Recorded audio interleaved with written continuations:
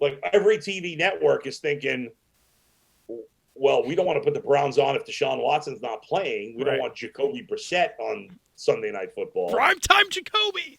Yeah, right. So I think it's tricky for the network. So my guess is that the Browns will be maybe on more primetime games later in the season with people Yeah. kind of maybe hedging, thinking he's going to get suspended for 4 to 6 games. That would be. I'll say the Browns are on 3 primetime games. That's I think fair, 3. yeah. And I do think that they'll probably fall in the latter part of the season. And Yeah, it's possible. I mean, I keep saying I think the league doesn't want this hanging over it, right. but the problem is if you suspend him for 4 games and then he loses the civil cases, well, then the league looks bad, and vice versa, right? Like, what if he's vindicated? It's all made up, and they suspended him for 8 games or all season? Yep.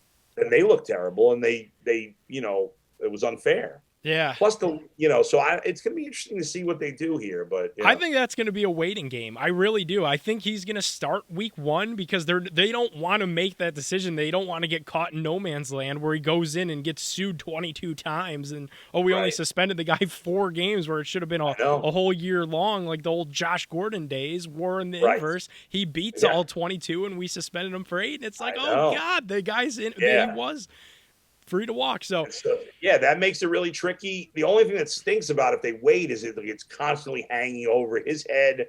It's constantly hanging over the Browns fans' heads and the Browns. So in a way, if they're going to suspend them, you'd rather it just happen now and let's get through it. But time will tell. Yeah, time will tell. And Roger Goodell is always looking to make a controversial suspension. It seems you never know one way or another how he's gonna weigh on this, and he's gonna have the final say.